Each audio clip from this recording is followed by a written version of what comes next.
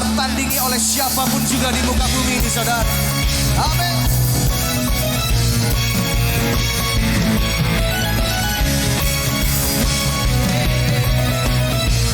Mari sama-sama.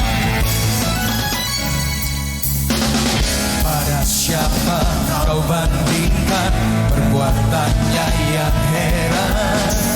Dengan iman katakan tak ada kerajaannya. Kerajaannya yang terbesar tak akan tergoyahkan. Amin.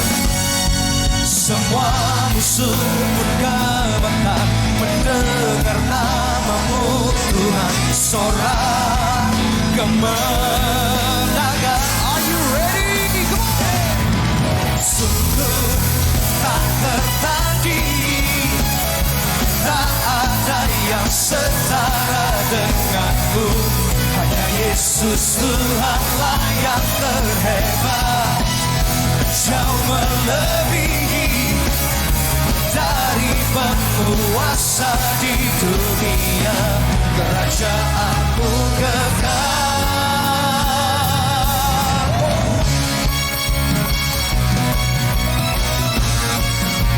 Katakan sama-sama. Pada siapa kau bandingkan perbuatannya yang heran? Saya pengen dengar suara Bapak Ibu nyatakan. Tak ada kerajaannya. Kerajaannya yang terbesar tak akan tergoyahkan. Membuat semua musuh gemetar. Semua musuh gemetar mendengar namamu Tuhan. Sorak kemenangan. Besok semua. Sungguh tak tertandingi, tak ada yang setara denganmu. Hanya Yesus Tuhanlah yang terhebat, jauh melebihi dari penguasa di dunia. Kerajaanmu kekal. Seberapa banyak di tempat ini yang percaya bahwa Tuhan kita berkuasa, saudara? Boleh lambaikan tanganmu, saudara. Itu tandanya bahwa kita tidak boleh takut, tidak boleh khawatir akan masa depan kita, saudara. Karena Tuhan yang pegang rencana dan masa depan setiap kita. Amin. Berikan tepuk tangan bagi nama Tuhan. Haleluya.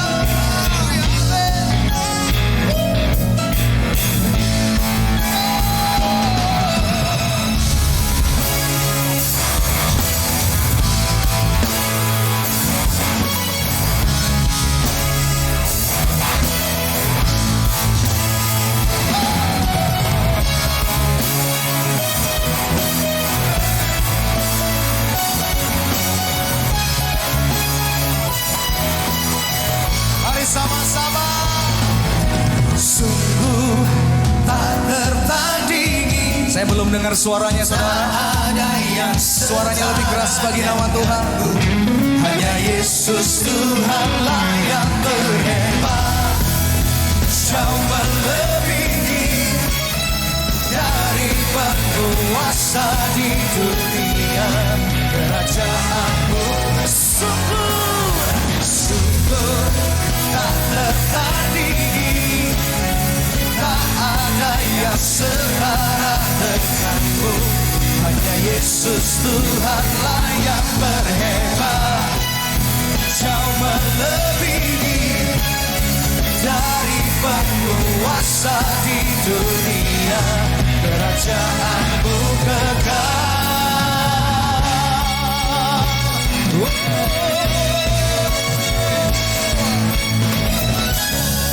Tepuk tangannya yang paling dahsyat bagi Tuhan sekali lagi, saudara. Silakan duduk dalam hadirat Tuhan, saudara. Seberapa banyak di tempat ini yang pengen diberkati Tuhan lebih lanjut, lebih lagi, saudara bisa lambaikan tangan. Mari siapkan hati kita untuk kita sebentar terima berkat firman Tuhan. Terima kasih Tuhan, Engkau segalanya bagi hidup kami Tuhan. Tak tergantikan oleh siapapun juga kehadiran-Mu dalam hidup kami.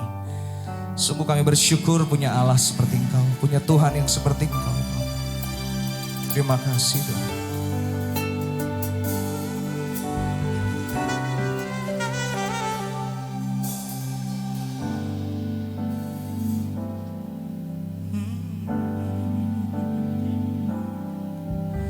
Dengan segenap hati dan jiwaku, ku datang padamu dalam kerinduan. Kasih-Mu yang sanggup mengubahku dan menguatkanku dalam pengharapan.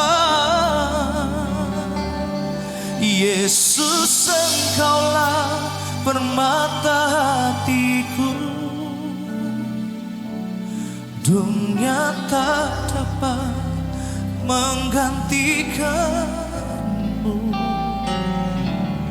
Kemuliaan-Mu tercurah bagiku, menjadikanku indah dan semakin indah bagimu. Mari sama-sama katakan. Dengan segenap hati dan jiwaku, kami datang di hadapan-Mu. Ku datang padamu dengan segala kerinduan kami. Kasih-Mu yang sanggup, Kasih-Mu yang sanggup membuatku, amin, dan menguatkanku dalam pengharapan. Sama-sama nyatakan, saudara. Yesus, Engkaulah permata hatiku, dunia tak dapat menggantikan-Mu.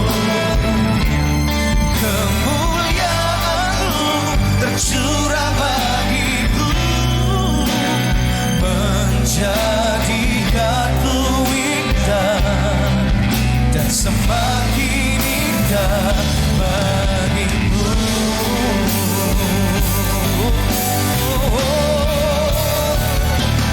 Yesus, Engkaulah permata hatiku,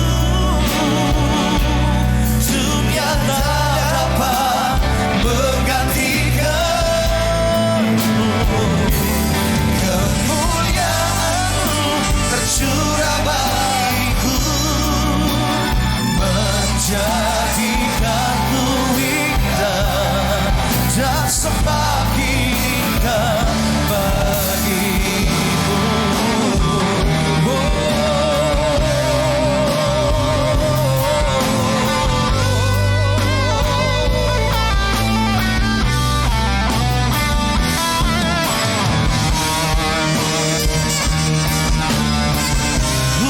Mari saya undang jemaat untuk bangkit berdiri sama-sama di hadapan Tuhan. Yesus, Engkaulah permata hatiku, dunia tak dapat menggantikan-Mu. Kemuliaan-Mu tercurah bagiku, jadikanku indah dan semakin indah bagimu. Jadikanku indah dan semakin indah bagimu. Jadikanku indah dan semakin indah bagimu. Shalom anak muda, puji Tuhan yang disebut Yes maupun Yes Pro, yaitu orang profesi muda, keluarga muda. Biar pada saat-saat seperti ini, di menjelang kedatangan Tuhan, kita harus bangkit. Mau tidak mau kita harus bangkit. Karena berkat rohani, jikalau naik, maka berkat jasmani itu akan mengikutinya. Tidak mungkin kita mau bikin berkat jasmani naik, baru berkat rohani turun. Karena yang tidak kelihatan, yang datang dari surga, itu yang terlebih dahulu harus naik. Contohnya kalau kita nggak bisa lulus sekolah atau kita nggak pandai, jangan harap kita bisa kerja. Jangan kerja dulu baru kita mau sekolah pandai, nggak mungkin.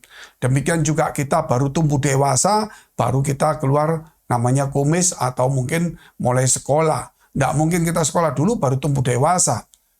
Tuhan Yesus juga katakan cari kerajaan surga dan kebenaran lebih dulu, maka semua ditambahkan kepadamu. Itulah pentingnya kita harus melatih ibadah kita, melatih rohani kita dan iman kita. Kita tunduk kepala kita, berdoa dulu. Bapa kami yang ada dalam surga, yang kami kenal dalam nama Tuhan Yesus Kristus, Engkau mengurapi, memberkati setiap kami, biar Engkau memberikan Tuhan kekuatan pada masa muda ini, hikmat pada masa muda ini, Tuhan bijaksana supaya mereka boleh melakukan perkara-perkara besar bersama dengan Tuhan. Membuat segala masalah persoalan mereka hadapin Tuhan, itu menjadi alat promosi bagi mereka untuk naik peringkat, naik kelas, supaya iman mereka meningkat, sehingga setiap mereka masalah yang mereka hadapi bukan lagi masalah, tapi berkat yang harus diolah di dalam nama Yesus Kristus. Supaya yang sakit, yang punya masalah, yang punya persoalan, tantangan, pergumulan, Tuhan, Engkau menolong, memberikan hikmat, jalan keluar, dan kami percaya Tuhan selalu memberikan yang terbaik. Demi nama Tuhan Yesus, kami sudah mengucap syukur dan berdoa. Haleluya. Amin. Kita melihat satu firman Tuhan, yaitu di dalam kitab 1 Samuel 17, ayat 40 sampai seterusnya. Lalu Daud mengambil tongkatnya di tangannya. Dipilihnya dari dasar sungai 5 batu yang licin dan ditaruhnya dalam kantong gembala yang dibawanya, yakni tempat batu-batu.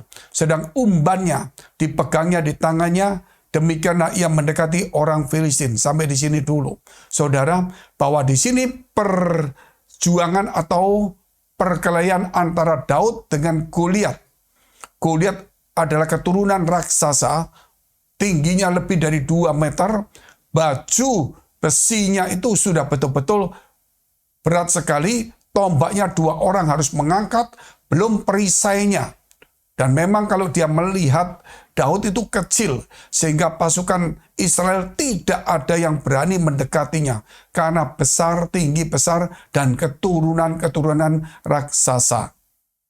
Namun apa yang diperbuat oleh Daud yang masih kecil, yang masih muda, mungkin boleh dikatakan Daud itu kalau di dalam kelompok-kelompok gereja kita, dia itu sekelompok anak-anak Yes, yaitu anak-anak yang masih muda-mudi. Ternyata Daud itu dia punya namanya senjata umban atau ari-ari yang ada talinya yang tinggal diputar, dikasih batu terus dilepaskan. Nah, ternyata Daud melawannya bukan dengan senjata. Ketika dia dikasih senjata pedang, perisai, dia lucu, nggak bisa jalan, keberatan. Sehingga baju dan pedangnya itu dikembalikan kepada Raja Saul. Nah, dari sini kita melihat bahwa sebenarnya Daud itu sedang memberi makanan atau mengirim makanan kepada kakak-kakaknya di medan perang. Namun ketika dia melihat Goliat menantang-nantang dan mengolok-olok Israel, maka Daud itu sendiri bingung, kenapa orang Israel nggak berani ngelawan orang ini? Sehingga akhirnya dia mengajukan dirinya, kakak-kakaknya berkata, memang kamu orangnya bandel, cari perkara. Tapi memang dia digerakkan Tuhan, nah, akhirnya dia mulai melawan Goliat. Hal yang pertama dilakukan adalah dia memilih 5 batu dari sungai untuk senjata dia melawan Goliat. Apa 5 batu yang dari sungai? Karena itu senjata itu dari ari-ari atau umban, pasti isinya harus batu. Dan dia milih 5 batu dari sungai. Nah, di sini kita melihat, saudara semua anak-anak muda, ingat bahwa kita berperang bukan dengan kekuatan, dengan pedang, namun kita dengan hikmat dan dengan kekuatan Tuhan. Apa itu menggambarkan apa? 5 batu itu? 5 batu itu menggambarkan tentang 5 luka Yesus di zaman sekarang ini. Yaitu 2 tangan, 2 kaki yang dipaku, dan lambung yang dilembing itu. Itu menunjukkan 5 luka Yesus. Yang akhirnya membuat Daud bisa menang karena dia membawa 5 batu itu. Demikian juga di akhir zaman ini. Kita harus membawa kematian Yesus di dalam diri kita. Yaitu Yesus yang mati untuk dosa-dosa kita. Yesus yang telah mati untuk menghapus segala kutuk kepada kehidupan kita masing-masing. Sehingga hidup kita bukan lagi di dalam kutuk, di dalam dosa, namun di dalam kasih anugerah kemurahan Tuhan. Itulah kalau kita melihat kekuatan-kekuatan kita di zaman sekarang sama seperti di zaman Daud. Daud memang tidak atau belum melihat Yesus mati, namun sudah digambarkan seperti itu. Mengapa ngambil 5 kok enggak 4? Semua itu sudah digambarkan semua. Dan itulah kekuatan kita hari ini. Kalau kita percaya Yesus, itulah kemenangan kita. Karena Yesus itu mati dengan 5 luka, dan dia bangkit. Ketika dia bangkit, dia menunjukkan lukanya, tangan yang berlubang dan lambung yang berlubang kepada Thomas. Lihatlah Thomas dan rabalah tanganku dan lambungku, supaya kamu jangan sampai tidak percaya, tetapi percayalah. Kemudian Thomas mencucukkan, dan memang ada lubang, di lambungnya juga lubang, baru dia berkata, ya Tuhan, ya Allahku. Jikalau kita tidak menerima kematian Yesus, kita tidak akan melihat kuasa, dan kita tidak melihat Yesus sebagai Tuhan dan Allah kita. Karena ketika kita menerima kematian Yesus, dengan 5 luka itu kita bawa terus di dalam hidup kita, maka hidup kita bebas, diampuni dari dosa, dari kutuk, sehingga kita, saudara, selalu mempunyai iman menganggap Yesus Tuhan dan Allah, dan itulah kekuatan, kemenangan orang-orang percaya untuk menghadapi Goliat-Goliat di zaman sekarang. Goliat itu penyesatan, Goliat itu juga masalah, persoalan, penyakit, kegagalan, dan itu harus diruntuhkan oleh kematian Yesus dan kebangkitan di dalam diri kita. Iman kita kepada Yesus yang mengalahkan segalanya. Kita lihat dulu ayat 42 sampai 45. Kita baca dulu.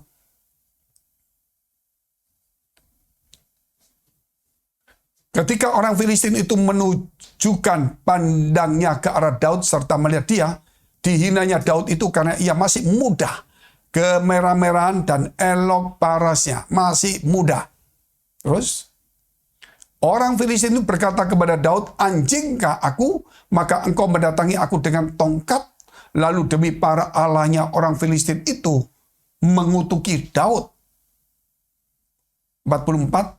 Pula orang Filistin itu berkata kepada Daud, hadapilah aku, maka aku akan memberikan dagingmu kepada burung-burung di udara dan kepada binatang-binatang di padang. 45.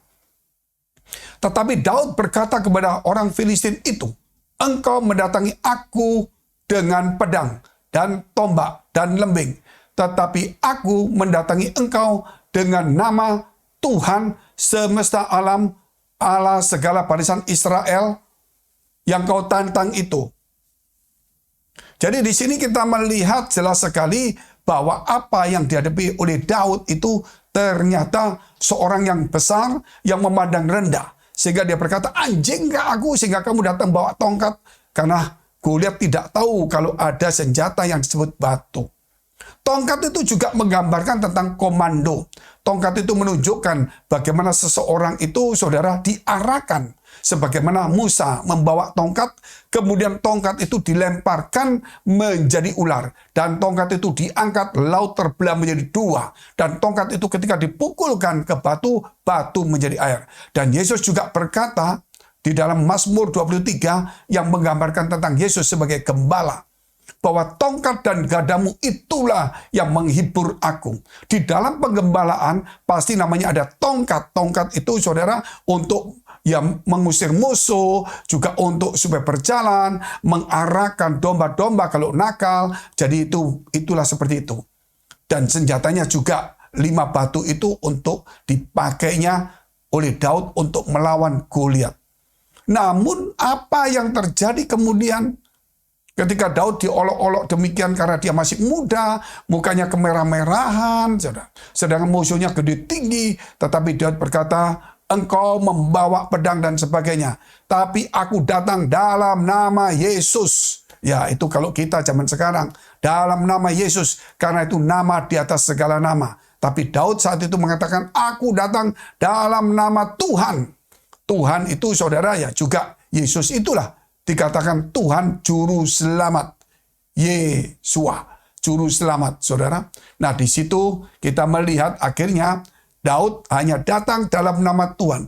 Dan nama itu di atas segala nama.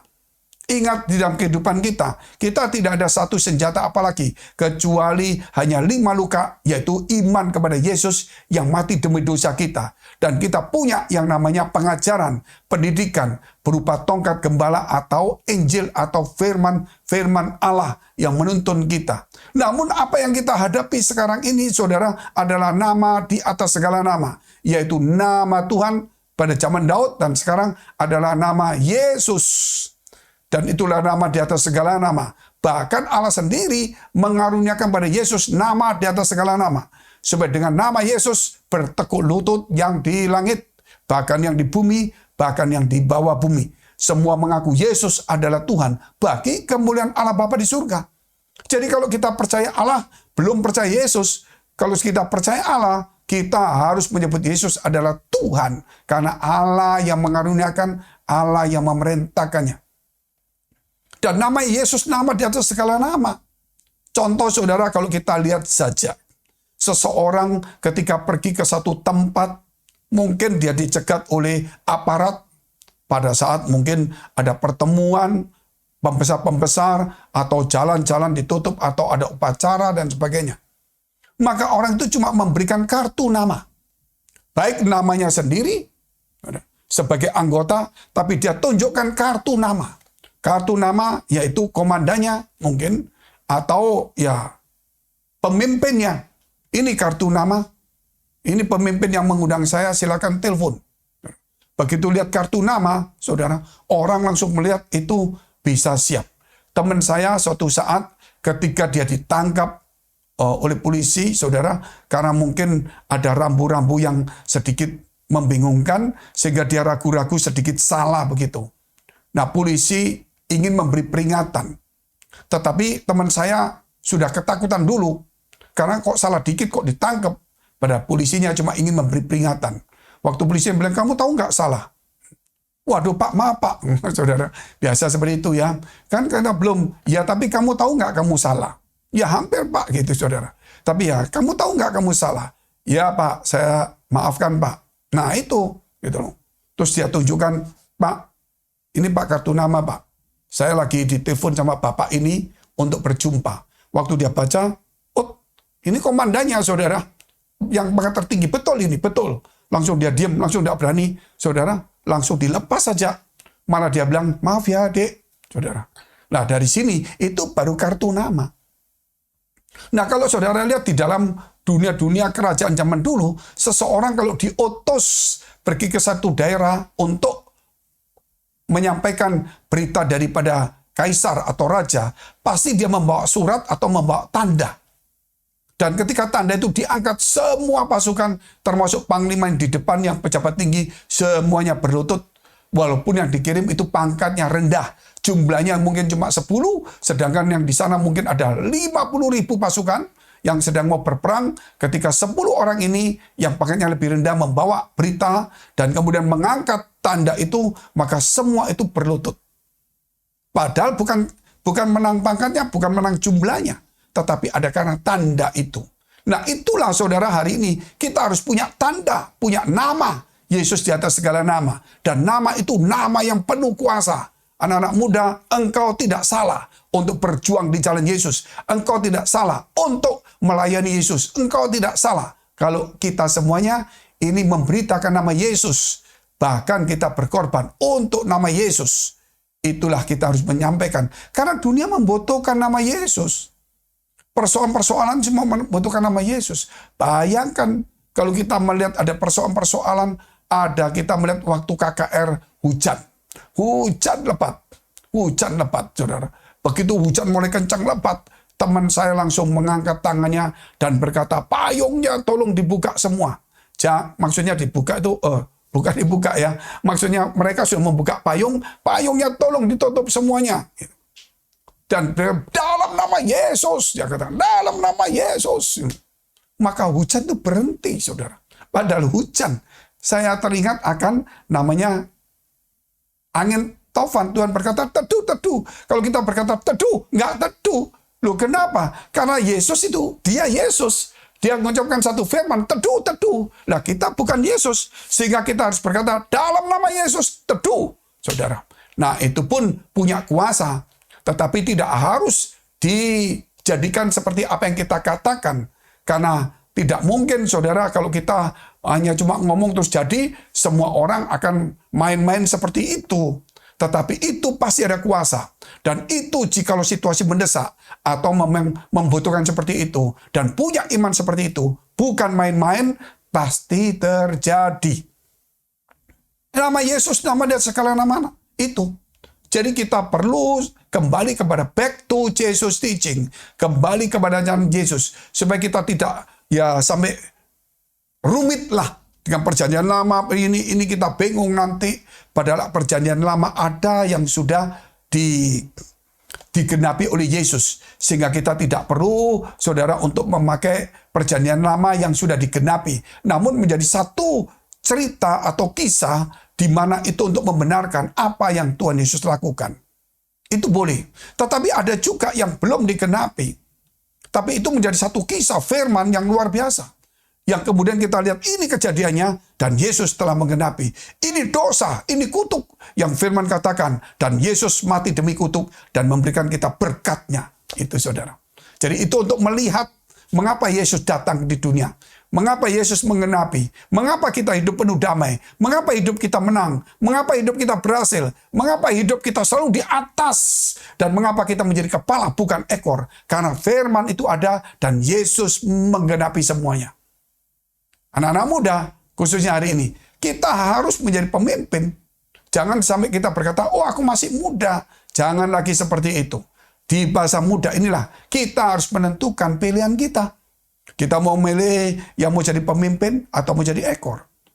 Nah kalau mau jadi pemimpin, biarpun kita pintar, belum tentu jadi pemimpin. Tetapi kalau siapa di dalam Yesus jadi pemimpin. Kok bisa? Karena firman-Nya mengatakan demikian. Karena kamu akan jadi kepala bukan ekor. Kalau kita mengutamakan Yesus Kristus dan memberikan diri kita kepada Yesus dan firman-Nya ada pada kita, maka kita minta apa saja pasti Tuhan kabulkan. Minta apa saja kita minta. Gak mungkin kita minta ekor, saudara. Apalagi kita mungkin minta yang lain. Tetapi semua firman yang dijanjikan itu ada juga. Yang tidak pernah kita minta pun diberikannya juga. Satu kisah yang luar biasa sekali. Kalau kita melihat tentang perkelahian antara Daud dan Goliat ini. Kita lihat dulu ayat yang ke-46. Satu demi satu kita lihat ayatnya. Hari ini juga Tuhan akan menyerahkan engkau ke dalam tanganku. Dan aku akan mengalahkan engkau dan memenggal kepalamu dari tubuhmu. Hari ini juga aku memberikan mayatmu dan mayat tentara orang Filistin kepada burung-burung di udara. Dan kepada binatang-binatang liar. Supaya seluruh bumi tahu bahwa Israel mempunyai Allah. Inilah kalau kita melihat bahwa Daud itu punya iman yang luar biasa. Dia mempercayai nama Tuhan yang berkuasa. Sehingga dia mulai berani berkata-kata dengan iman. Bahwa hari ini juga Goliat akan dikalahkan.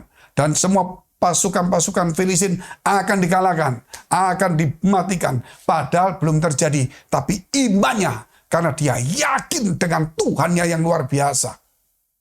Saudara yang dikasihi teman-teman anak muda, bayangkan seorang anak muda, dia berani pakai nama Tuhan, dia berani menghadapi Goliat seperti itu, dan dia punya iman seperti itu, nggak main-main. Jikalau iman ini ada pada anak-anak muda, wih luar biasa. Tapi bukan untuk pamer, bukan untuk nantang musuh, namun untuk mengalahkan segala persoalan, segala rintangan, segala pergumulan, segala ketakutan, segala penyakit kita. Semuanya, segala kegagalan, kita harus lawan.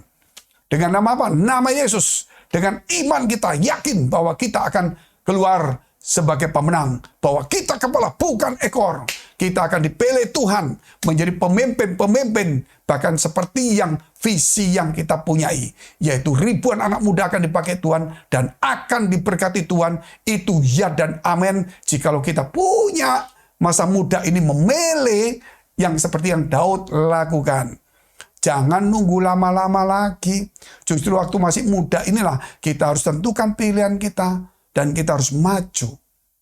Kita harus lihat ayat 47. Dan supaya segenap jemaah ini tahu bahwa Tuhan menyelamatkan bukan dengan pedang dan bukan dengan lembing, sebab di tangan Tuhanlah pertempuran dan Ia pun menyerahkan kamu ke dalam tangan kami. Luar biasa.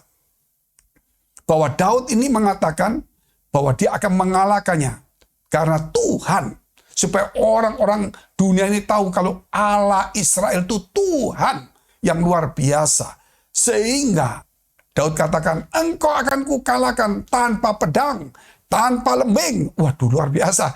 Dia punya keyakinan, tongkatnya ada, tapi dia punya keyakinan batu ini, saudara. Padahal kalau kita lihat Goliat itu nggak gampang, kuat, tinggi, jaraknya berapa puluh meter, saudara. Bukan jarak dekat pasti Goliat maju dibabat dia. Pasti jaraknya sekitar 10-20 meter, kan jarak musuh sama musuh pertandingan kan masih agak jauh zaman dulu. Pasukan di belakang, ini agak ke depan, tapi belum maju. Ya, ada berapa puluh meter. Tetapi Daud sudah punya iman seperti itu. Dan kalau iman ini kita miliki seperti anak-anak muda, yang seperti zamannya Daud yang masih muda, saya yakin, maka setiap orang meraih apa yang Tuhan janjikan, bahwa kita adalah pemimpin, kita adalah kepala, kita akan berhasil, kita akan naik, bukan turun. Itu pasti. Makanya anak-anak muda nggak boleh patah semangat. Ya, jangan sampai kita ini, kalau kita bilang itu handphone atau komputer lemot, kerjanya lelet, saudara. Ya terlalu banyak mengeluh, kerjanya kakinya diseret-seret jalannya, matanya ngantuk, males. Oh, nggak boleh.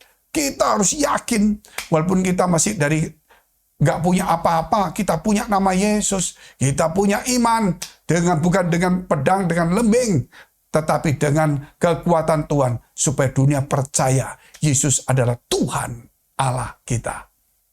Kita lihat 48. Ketika orang Filistin itu bergerak maju untuk menemui Daud, maka segeralah Daud berlari ke barisan musuh untuk menemui orang Filistin itu. Lalu Daud memasukkan tangannya ke dalam kantongnya. Diambilnyalah sebuah batu dari dalamnya, diumbannya. Maka kenalah dahi orang Filistin itu, sehingga batu itu terbenam ke dalam dahinya, dan terjerumuslah ia dengan mukanya ke tanah. Dari sini kita melihat ayat ini, ayat 49 ini mengatakan bahwa Daud mengambil batu itu, ditaruh di umban, dan kemudian dilemparkannya. Akhirnya kena di dahinya persis Goliat, dan tembus langsung Goliat mati di titik kelemahannya. Padahal Goliat itu memakai baju sirah, ya baju besi, topeng semuanya. Tapi ada lubang di sini, saudara.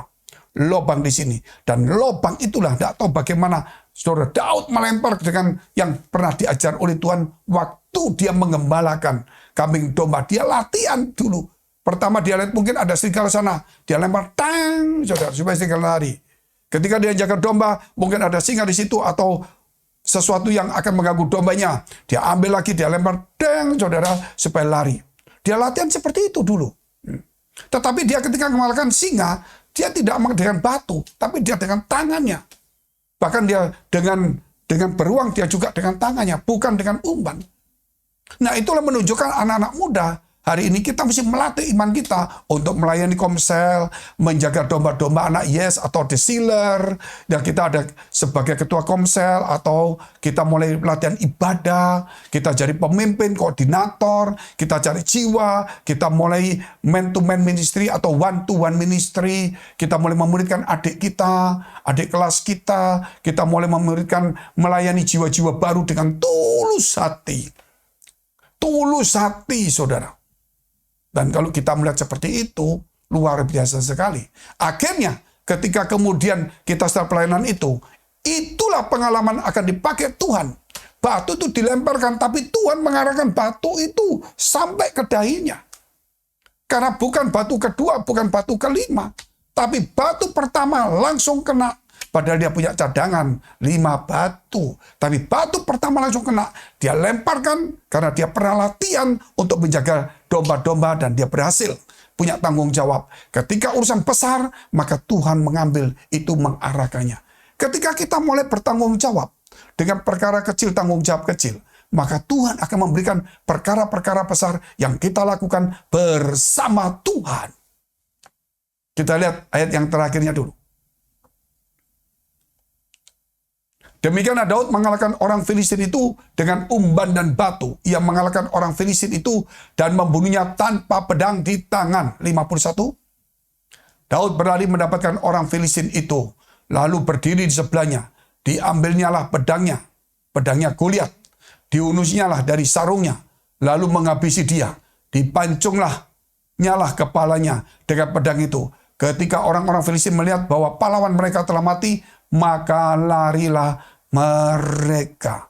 Musuh lari ketakutan, persoalan boleh menjadi berkat. Pada saat itu Daud menjadi pahlawan melalui pergumulan, yaitu Goliat.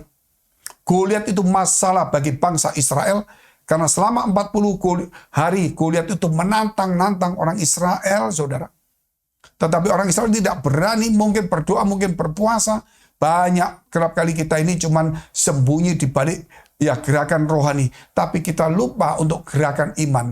Apa itu tindakan iman? Kita lebih banyak tindakan rohani, saudara. Doa, puasa, tindakan iman nggak ada. Perluannya anak-anak muda ini harus ada satu keseimbangan. Pada saat itu disayembarakan sebelum kejadian ini. Siapa yang bisa mengalahkan Goliat dan mati, maka dia akan mendapatkan anak Raja Saul. Nah, itulah kemudian Daud bukan mengejar anaknya, tapi dia membela nama Tuhan, bukan mengejar hadiahnya. Banyak orang di gereja tanpa sadar mengejar hadiahnya. Memang Tuhan memberi hadiah, tapi jangan mengejar hadiahnya. Kita membela, kita meninggikan, memuliakan nama Tuhan. Tetapi itu pun dikasihkan. Itu diberikan juga. Hadiah itu diberikan. Sehingga Daud melalui Goliat yang masalah besar bagi Israel, ternyata itu adalah berkat tersembunyi bagi Daud. Pertama, Daud disebut pahlawan. Kedua, Daud diangkat sebagai menantu raja. 3, nama Daud dan nama Allah ditinggikan luar biasa, saudara. Dan saat itulah saya yakin hari ini ketika kita meninggikan nama Allah, maka Tuhan juga akan meninggikan kita. Tapi kalau kita meninggikan nama kita, Tuhan akan merendahkan nama kita. Puji Tuhan. Mari kita tunduk kepala kita berdoa. Terima kasih Tuhan, terima kasih. Biar setiap anak muda saat ini bangkit untuk mengalahkan Goliat persoalan, masalah, penyakit, pergumulan, kehidupan, kegagalan. Bahkan kami berdoa supaya mereka percaya dengan iman kepada Yesus Kristus yang telah mati, bangkit, yang telah menebus kami dari dosa dan kutuk, dan memberikan anugerah dan kemenangan sebagai pemenang. Terima kasih Bapa. Kami yakin dengan nama Tuhan, kami akan melakukan perkara-perkara besar. Terima kasih Bapak, terima kasih. Mari dekapkan kedua tanganmu di dadamu, anak-anak muda. Karena untuk menerima berkat, untuk menjadi besar, pemimpin, itu terlalu mudah bagi Tuhan. Tapi yang perlu kita pelajari dan ingatkan adalah jaga hati. Ketika Tuhan memberikan, kita menjadi sombong, lupa diri, arogan, mungkin menjadi kikir, menjadi sibuk, dan kemudian mulai meninggikan diri. Dan itulah kejatuhan kita. Sebab itu ketika menerima berkat, dekapkanlah tanganmu di dadamu. Karena kalau Tuhan memberkati, kita pasti menerimanya. Firman-Nya berkata, jikalau Dia membuka pintu, tidak ada satupun yang bisa menutupnya. Firman Tuhan berkata, jagalah hatimu dengan penuh segala kewaspadaan. Karena dari situlah terpancar kehidupan. Jadilah berkat dan terimalah berkat rahmat anugerah dari Allah Bapa di surga. Di dalam Putra Tunggalnya Yesus Kristus yang sudah mati bangkit dari surga, menyediakan rumah dan akan menyebut menghakimi seluruh umat manusia. Dan dalam persekutuan dengan Roh Kudus mulai hari ini sampai selama-lamanya. Kita akhiri dengan doa yang diajarkan Tuhan Yesus pada kita. Bapa kami yang ada di surga, dikuduskanlah namamu. Datanglah kerajaanmu. Jadilah kehendak-Mu di bumi seperti surga. Berikanlah kami pada hari ini makanan kami yang secukupnya. Dan ampunilah kami akan kesalahan kami. Seperti kami juga telah mengampuni orang yang bersalah pada kami. Dan janganlah membawa kami ke dalam pencobaan. Tetapi lepaskanlah kami daripada yang jahat. Karena Engkau yang punya kerajaan dan kuasa. Dan kemuliaan sampai selama-lamanya. Amin. Sampai jumpa pahlawan-pahlawan Tuhan. Daud-Daud yang baru. Tumbangkan Goliat. Dalam nama Yesus. Sampai jumpa. God bless. Shalom Jemaat Pes, Saat ini Gereja BES telah mempermudah akses jemaat untuk dapat mengetahui info seputar program Gereja BES, yaitu dengan mengakses melalui e-warta Gereja BES. Berikut saya informasikan cara mengakses e-warta Gereja BES. Yang pertama, bagi pengguna Apple, buka Instagram Gereja BES, yaitu bestchurch.official, lalu pilih link e-warta BES. Setelah itu, secara otomatis Anda akan langsung masuk ke web e-warta Gereja BES. Untuk mengakses e-warta dengan mudah, saudara dapat menambahkan link tersebut di home screen handphone Anda dengan cara sebagai berikut.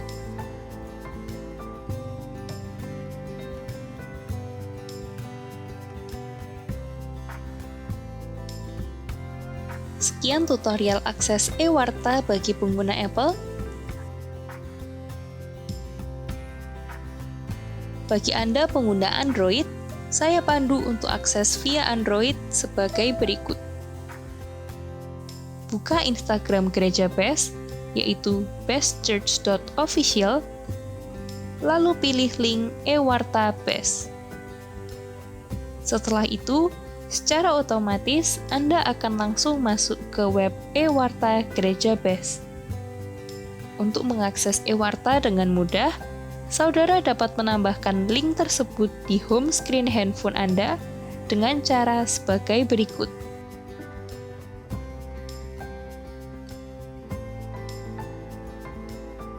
Sekian tutorial akses e-warta Gereja BES. Tuhan Yesus memberkati.